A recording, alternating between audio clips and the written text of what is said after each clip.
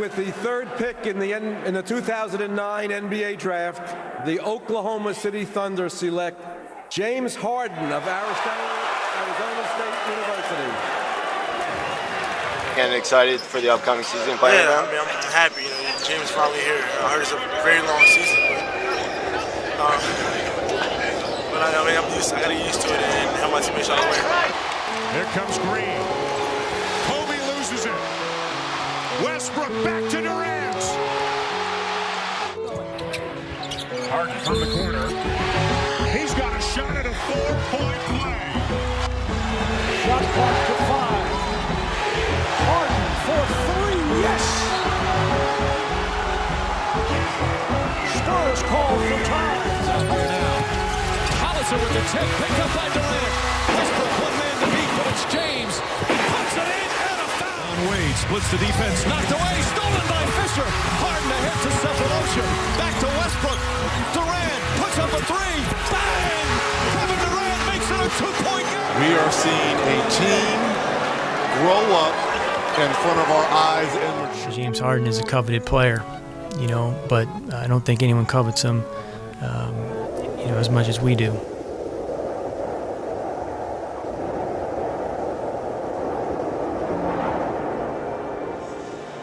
Miami Heat up 112-89 with 4:44 remaining.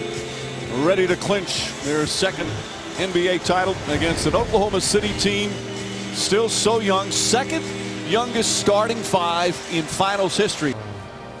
It hurts. It hurts, man. We're all brothers on this team, and it just hurts to go out like this. You know, we think highly of James, and you know, at the end of the day, we want to try to make it work for everybody, not just the team, but for everybody, and that's the way the best deals are done. Is a collaborative approach, and you know, I think you know, it's just a situation that has to be navigated. I wish I could tell you I knew how it was going to end up. It's a sad day in Thunderland. I'm Barry Trammell, along with Thunder writer Darnell Mayberry. It's Sunday afternoon, and James Harden is a Houston Rocket. The Thunder has shipped James to Houston. I mean, this is going to be a major shock to Oklahoma City's system that James Harden, all of a sudden, 2-3 days before the season started, is gone. Yeah. You know, it was a little shocking, to be honest, because I didn't know what happened. And, you know, people get it confused, but we get attached to people, you know, because you're with these guys, fighting with these guys every single day, and you kind of build a bond with them, and you build that friendship with them over the years, and, you know, it started to become family. So to see a guy that's been here since day one, since we started this thing, get moved like that was tough. Every few years, the NBA world is hit with a headline so profound that fans of the game are forced to completely reevaluate the sport of basketball as they know it. All the narratives and storylines that we become accustomed to are shattered as new ones take their place. The trajectory of the game is completely thrown off course in one single move. And maybe we weren't instantly aware of the long-term effects that the James Harden Rockets trade that took place on that fateful October evening would eventually have. But when Harden suited up for his first game sporting the red and white of the Houston Rockets jersey, a game in which he played 44 minutes, scored 37 points, and racked up 12 assists, he forced the NBA world to sit down and really try to conceptualize just how big of a mistake Sam Presti had made with one simple word: deal. But the full effect of the James Harden trade has never been fully conceptualized because it can't be. Who knows what would have happened if OKC didn't pull the trigger on this deal? The long-term effects of this trade are immeasurable, but we do know what did happen. And the fact of the matter is that this trade goes way beyond James Harden. What people always get wrong about trades is the idea that they have concluded the instant they are announced, but no. this is just the beginning. You see, trades lay out a springboard of which franchises can then choose to jump off of in any which direction. The James Harden trade that took place in 2012 still isn't over. Some picks haven't been used yet, assets in the trade were then used for other assets down the line, and that contributes to the long-term reality of this deal. The truth is, trades never end, and that's what this series is all about. I want to break down what these blockbuster trades truly meant for each respective team involved. If you want to watch episode 1 of this series, that one was on the blockbuster Pau Gasol Lakers trade, and that video should help better familiarize yourself with this sort of format. With that being said, of course, if you have enjoyed the video thus far, be sure to subscribe. I am a smaller creator, so your support is genuinely really appreciated. We are currently on the road to 4,000 subs, and with all that good stuff out of the way, let's take a deep dive into this trade. First, let's take a look at the initial 2012 deal that got Harden to Houston. The Thunder said goodbye to James Harden, Cole Aldrich, Daquan Cook, and Lazar Hayward, and in return received Kevin Martin, Jeremy Lamb, a 2013 first, a 2013 second, and finally a 2014 first. Now, Harden was really the only valuable asset that the Thunder got in this trade, but I just love the sentiment that he somehow wasn't enough, and Sam Presti felt willing to give over 3 other players on top of the future MVP, as if he wasn't getting screwed over already. This deal is just a hilarious disaster in every way possible.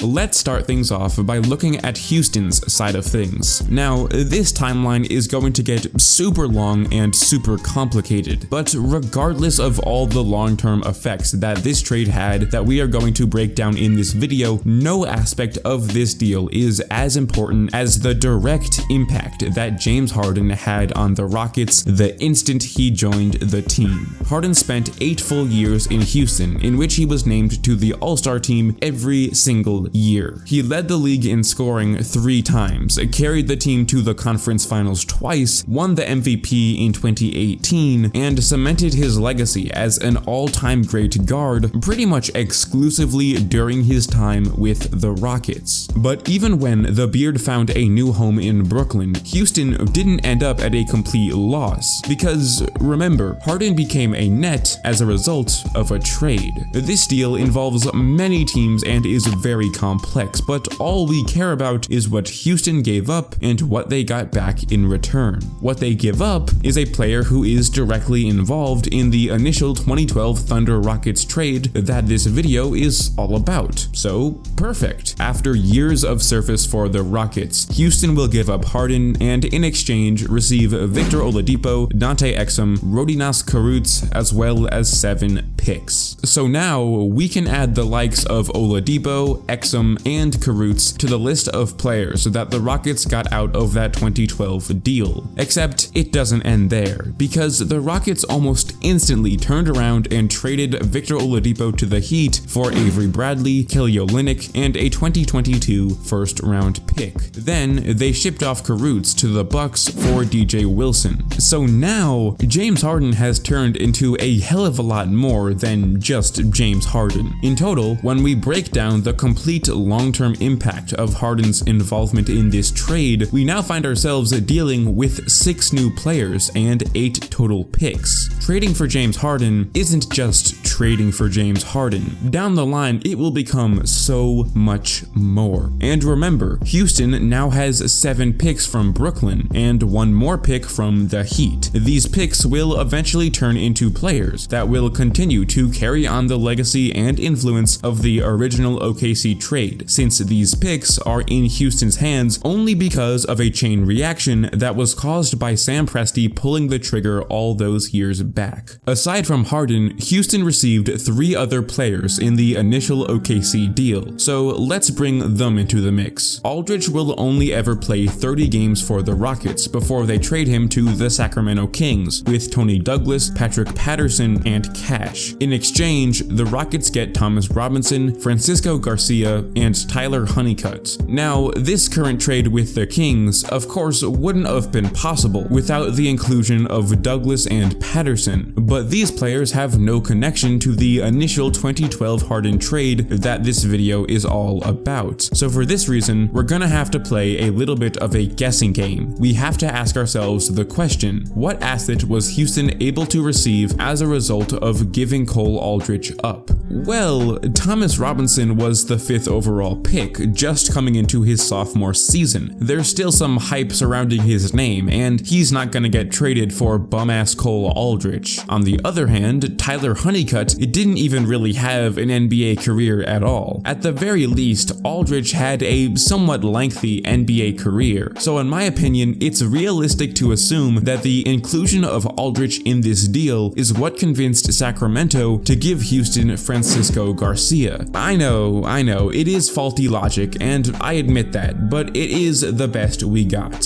Garcia would go on to be one of Houston's most important bench assets for 2.5 years, before getting waived in 2015. As for Daquan Cook and Lazar Hayward, well, Cook only ever played 16 games with the Rockets before being waived in 2013, and Hayward didn't even make it that far, getting waived in 2012 before ever playing a game for the Rockets. So that's where this trade has gotten Houston thus far. Of course, they now have 8 more picks as a long-term result of the initial 2012 Harden deal. So if you thought that things got pretty complicated in this timeline, which they did, just wait until 2028, when there will now be 8 new players in the mix. Anyways, now that we understand everything that the Rockets have gotten out of this trade so far, what about the Thunder? Hell, they're the ones that gave up the generational talent. Let's start with the focal point of the deal for their side, Kevin Martin, the man that was supposed to replace Harden in the Thunder system. Admittedly, he did this perfectly in his lone year with OKC. He came off the bench and put up 28 minutes, 14 points, and 2 threes per game on 43% shooting from behind the arc. But for some weird reason, after that year, the Thunder said goodbye to Martin in a 3-team deal that looks complicated, but remember, we only care about what the Thunder gave up and what they got in return. So this is the only portion of the trade that we care about. OKC gave up Martin, a top 5 bench player in the league at minimum, for a man named Shvimon Shvicek, who never played in the NBA, thus leaving us at a dead end. Sam Presti turned James Harden into Kevin Martin, and then Kevin Martin into nothing. Next up is Jeremy Lamb. Lamb was one of OKC's core bench players up until 2015, when the Thunder traded him to the Hornets for Luke Ridnour and a 2016 second-round pick that would eventually become a man by the name of Peter Corneli. 5 days later, OKC traded Ridnour away for Tomislav Zubcic, who was then waived before the season even started. Corneli, on the other hand, never even ended up on the Thunder in the first place, as the 2013 second-rounder that would eventually become him is thrown in another deal that gets the Thunder Randy Foye. But since Corneli was simply a throw-in with barely any value in this trade, we can't really link it back to the original 2012 Harden deal. So not only did Kevin Martin turn into nothing long-term, but Jeremy Lamb turned into Luke Ridnour, who then, just like Martin 5 days later, also turned into nothing. Let's not forget that the Thunder traded away the best scorer of this generation, only for the 2 major assets in this deal that OKC got back to both get traded away for players that would never even end up coming to the United States. Okay, so Kmart and Lamb were both total flops. A lot is currently riding on the 3 picks they received in this deal to make it up.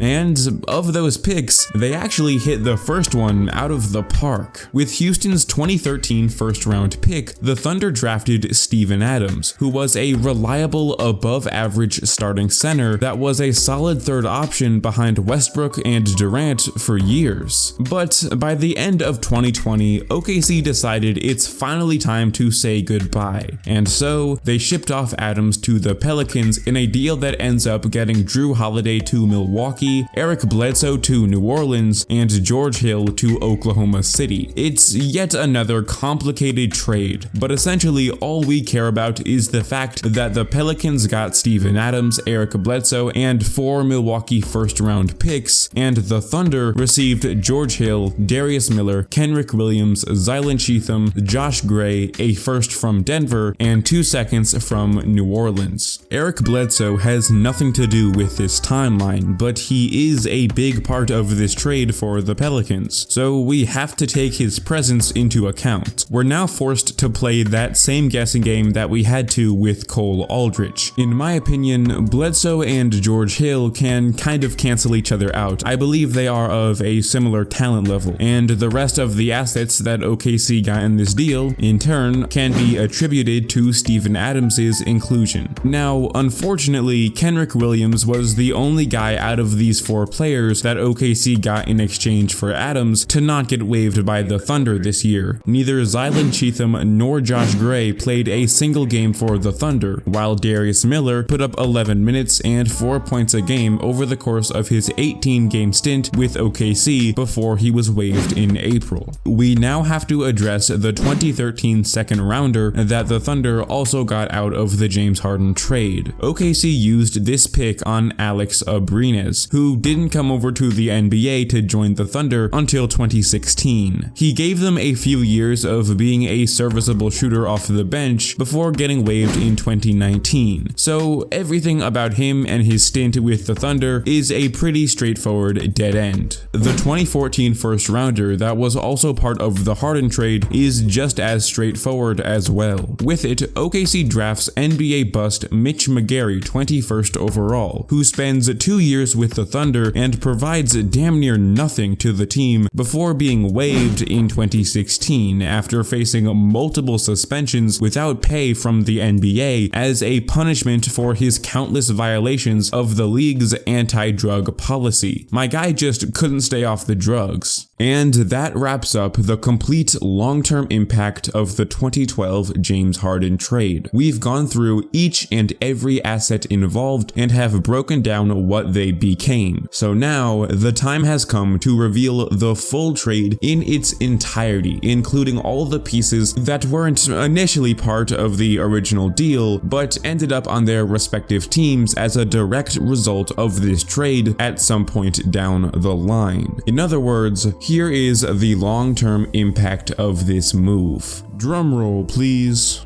The Houston Rockets receive 621 games of James Harden, 87 games of Francisco Garcia, 30 games of Cole Aldrich, 27 games of Kelly Olynyk and counting, 23 games of DJ Wilson and counting, 20 games of Victor Oladipo, 17 games of Avery Bradley and counting, 16 games of Daquan Cook, 11 games of Rodinas Kurucs, and the rights to Lazar Hayward and Dante Exum, even though these two would never actually end up playing a game for the team. Let us not also forget about the 2022 first round pick they received from the Heat, as well as the 7 firsts they have from Brooklyn that span from 2021 to 2027, plus another 2024 first from Cleveland. Altogether, this is everything that Houston has gotten out of this deal. Alright, and now for the Thunder. What kind of package did they receive after giving up a future MVP? Well, they're stuck with 530 games of Steven Adams, 174 games of Alex Abrines, 148 games of Jeremy Lamb, 77 games of Kevin Martin, 66 games of Kenrich Williams and counting, 52 games of Mitch McGary, 18 games of Darius Miller, and the rights to Luke Ridnour, Szymon Szewczak, Tomislav Zubcic, Josh Gray, and Zylan Cheatham, even though, again, none of these players actually ended up playing for the Thunder. Finally, you also have a 2023 second and a 2024 second that cap off everything the Thunder have gotten out of that James Harden trade 9 years later. Looking at what the Thunder received, this trade somehow becomes even more pathetic. While Houston gets Harden, Oladipo, and a weirdly amazing version of Kelly Olynyk out of this trade down the line, even the minimal initial value that Oklahoma City received, like Kevin Martin and Jeremy Lamb, didn't leave much of a long-term trail of crumbs due to terrible trades that followed the initial terrible trade that was this 2012 Harden deal. A deal this atrocious honestly makes me want to reevaluate everything I thought I once knew about Sam Presti, because even though we all already knew that this was one of the worst trades in NBA history, it wasn't just one singular mistake. The big mistake of giving up Harden was then followed by a countless slew of others. Even though this trade would have been bad regardless, Presti ensured that the Thunder ended up with the worst possible outcome that could have been made out of this situation. Kevin Martin was traded for a guy who never even flew over to the US. Jeremy Lamb was traded for Luke Ridnour, who was then traded for yet another guy who never even made it over to America. A 21st overall pick went to complete waste on Mitch McGary, and of the 12 total players that would come to the Thunder as a result of this deal long term, 6 of those guys ended up getting waived.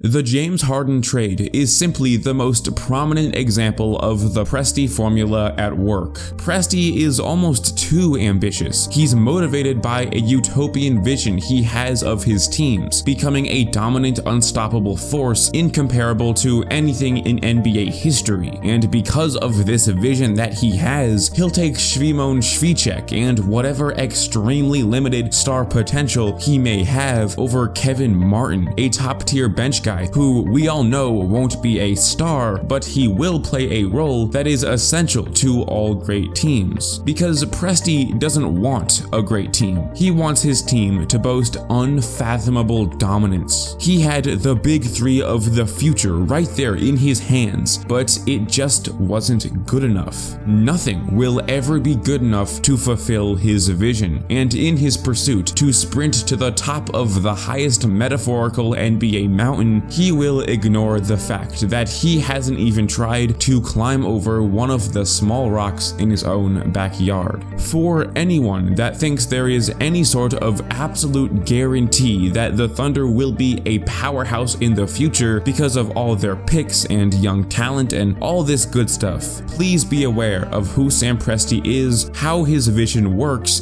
and how his formula functions. There is no guarantee for anything. As revealing as the James Harden trade is of Sam Presti, the main point of this video wasn't just to crap all over this guy. It was to grasp the full scope of an NBA trade, to drive the point home that these things simply never end and will only continue to further complicate themselves in the future as more time goes by. Who knows what kind of long-term influence this trade will have once it is all said and done, but for now, the next time you see a blockbuster trade being announced, just keep in mind that what you see on your TV screen is just the beginning. All the players initially involved will only scratch the surface of what that deal will become down the line. And that is where we are going to conclude this video. If you have made it all the way to the end of this one, I genuinely do believe that you are gonna want to subscribe. I have a lot more interesting deep dive videos like this one that you won't want to miss out on. I'll link some of them in a card above. That should be popping up on your screen as we speak. With that being said, be sure to tell me any thoughts or opinions you may have on the James Harden trade in the comments below. I do read every single comment, and I love hearing what you all have to say. And with that,